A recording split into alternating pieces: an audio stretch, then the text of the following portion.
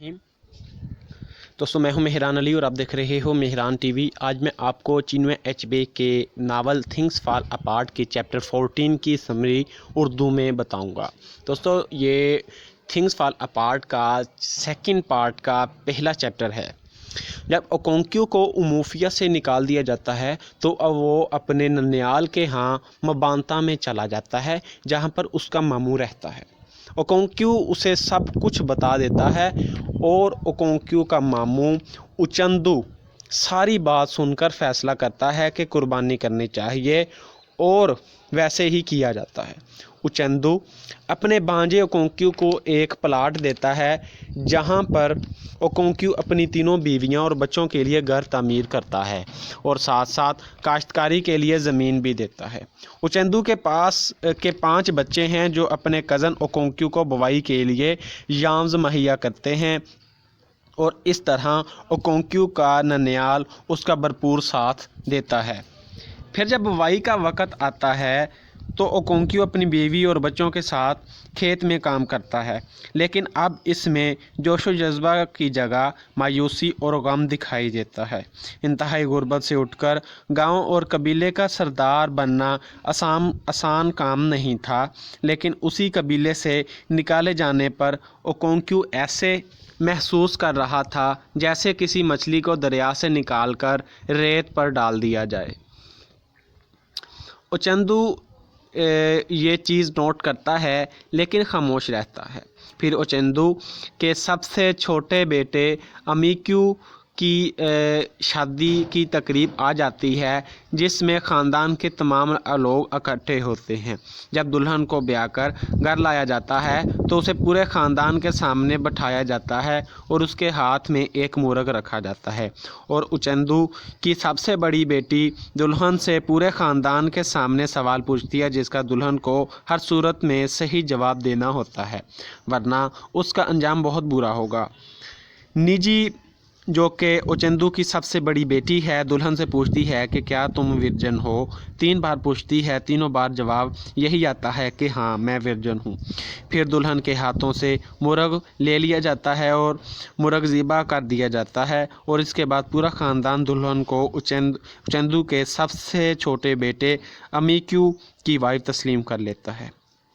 चंद दिन के बाद उचंदू अपने पूरे ख़ानदान को इकट्ठा करता है और उन सब के सामने ओकोंक्यू से 2 सवाल करता है। नंबर 1 ये कि बच्चों को बाप के ख़ानदान से जोड़ा जाता है और मज़ीद ये कि बच्चों के नाम के साथ बाप का नाम लगाया जाता है। क्यों, ये किस लिए किया जाता है? माँ से ख़ानदान मंसूब क्यों नहीं किया जाता? बाप से ही ख़ानदान क्यों मंसूब किया जाता है? और बच्चे के नाम के साथ माँ की नाम की जगह बाप का नाम क्यों यूज़ किया जाता है? इस सवाल के जवाब में ओकोंक्यू कहता है कि उसके पास इसका कोई जवाब नहीं है। फिर उचंदू जो कि ओकोंक्यू का मामू है वो इससे पूछता है कि फिर मदर इज़ सुप्रीम, ये क्यों हम कहते हैं कि माँ सुप्रीम होती है, माँ सबसे अज़मत वाली है, लेकिन हम उसका नाम अपने नाम के साथ यूज़ नहीं करते और उसकी जो ख़ानदान है उसके साथ अपने आप को मंसूब नहीं करते बल्कि बाप के नाम के साथ मंसूब किया जाता है? इसकी वजह क्या है, क्यों ऐसा किया जाता है? और क्योंकि कहता है कि इसके पास इस सवाल का कोई जवाब नहीं। उचंदू कहता है कि इस सवाल का तो जवाब मैं दूंगा, एक और सवाल सुन लो। और उचंदू कहता है कि जब औरत वफ़ात पा जाती है तो उसे अपने खामद के गाँव में क्यों नहीं दफनाया जाता और औरत को उसके माँ बाप के गाँव क्यों दफनाया जाता है? जैसे कि ओकोंक्यू की जब माँ मरती है तो उसे उमूफिया जहाँ पर ये वो ब्याह कर गई थी उस वहाँ पर दफनाने की बजाय मबांता में यानी ननियाल में, ओकोंक्यू के ननियाल में उसे दफनाया गया था। और वो कहता है क्यों ऐसा किया गया? ओकोंक्यू कहता है कि उसके पास इस सवाल का भी कोई जवाब नहीं। तो उचंदू जवाब देता है और कहता है जब बाप बच्चे को मारता है तो वो हमदर्दी के लिए माँ के पास जाता है। A man belongs to his fatherland when things are sweet but when there is sorrow and bitterness he finds refuge in his motherland. انسان کو جب تکلیف اور دکھ ہوتا ہے تو تب وہ اپنے ننیال کی طرف جاتا ہے ان سے ہمدردی لینے کے لیے. جس طرح ایک انسان اپنی جب باپ بچے کو ڈانٹتا ہے مارتا ہے تو وہ ماں کی گود میں چلا جاتا ہے اور اس سے ہمدردی لیتا ہے, اس سے پیار حاصل کرتا ہے اور ماں کو بتاتا ہے کہ پاپا نے مجھے مارا. تو کہتا ہے کہ سیم سچویشن از ہیئر. دوسری بات یہ کہ وہ کہتا ہے کہ ماں جو ہے جس جگہ پر تم آئے ہو اسی جگہ پر دفن ہے, اور مائیں نہیں مرتی, وہ ہمیشہ زندہ رہتی ہیں.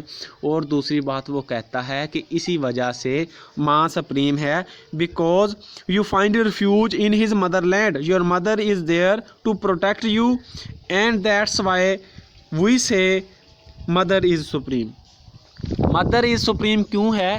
کیونکہ ماں ہمیں ہمدردی فراہم کرتی ہے, ماں ہمیں دلاسا دیتی ہے, ماں ہمیں مشکل کے وقت جو ہے ہماری مدد کرتی ہے, ماں خود بھوکی رہ کر ہمیں کھانا کھلاتی ہے. ماں کا دل سمندر کا دل ہوتا ہے, دریا کا دل ہوتا ہے, جس میں تمام دکھ درد تکلیفیں جو ہے وہ اس کے اندر ہی اندر دھنستی چلی جاتی ہیں, لیکن وہ کبھی ظاہر نہیں ہونے دیتی.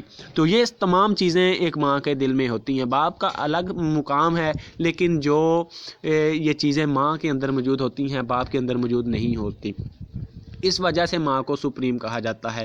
اور کہتا ہے کہ میرا یہ باتیں کرنے کا مقصد یہ ہے کہ تم جو اتنے زیادہ دکھی, اتنے زیادہ پریشان رہتے ہو, ہر وقت مایوسی کی حالت میں رہتے ہو, تو یہ کیوں رہتے ہو؟ اگر تمہیں گاؤں سے نکال دیا, تمہارا قصور بھی نہیں تھا کہ تم نے جان بوجھ کر قتل نہیں کیا تھا بچے کو, تو یہ زندگی ہے. زندگی میں بعض اوقات ایسی چیزیں بھی ہوتی ہیں جن چیزوں کا انسان نے سوچا نہیں ہوتا, جن کا انسان کو بعض اوقات زندگی میں کچھ ایسے جرم کی بھی سزا مل جاتی ہے جو جرم اس نے کیا ہی نہیں ہوتا.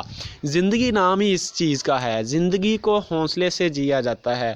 اور دوسری بات وہ یہ کہتا ہے کہ میں سارے خاندان کے سامنے تمہیں سمجھانا چاہتا ہوں کہ زندگی میں خوشی اور غم دونوں چیزیں ہی آتی ہیں. ہم نے خوشی کو اچھے طریقے سے انجوائے کرنا ہے اور غم کا حوصلے کے ساتھ مقابلہ کرنا ہے. کہتا ہے دنیا میں جتنے لوگ بھی ہیں ان میں سے کوئی بھی ہمیشہ خوش نہیں رہتا. کہتا ہے کہ ایک وقت تھا جب میریاں 9 بیویاں تھیں اور میں بڑی ہنسی خوشی زندگی گزار رہا تھا, اب میرے پاس ایک بیوی بھی نہیں ہے. کہتا ہے کہ ایک دفعہ کا ذکر ہے کہ ایک شخص ہوتا ہے اور اس کے بہت زیادہ بچے ہوتے ہیں, تو اس کے سارے بچے مر جاتے ہیں, لیکن وہ بندہ بھی زندگی گزارتا ہے. کہتا ہے کہ تمہیں کیا پتہ میں نے اپنے اس ہاتھ سے اپنے کتنے بچے دفن کیے. تو کہتا ہے زندگی حوصلے سے جیا جا سکتا ہے, اس لیے حوصلہ کرو, آگے بڑھو اور اپنے اندر مردانگی نام ہی حوصلے کا ہوتا ہے, اور اس لیے اپنے اندر حوصلہ پیدا کرو. اس لیے اس طرح سے وہ اس کو بتاتا ہے کہ اس طرح سے تم اپنے آپ کو بہتر کر سکتے ہو, غم سے نکل سکتے ہو, اور سب کے سامنے یہ باتیں کرتا ہے تاکہ یہ باتیں اس پر اثر کریں. اور یہیں پر یہ چیپٹر جو ہے وہ کلوز ہو جاتا ہے.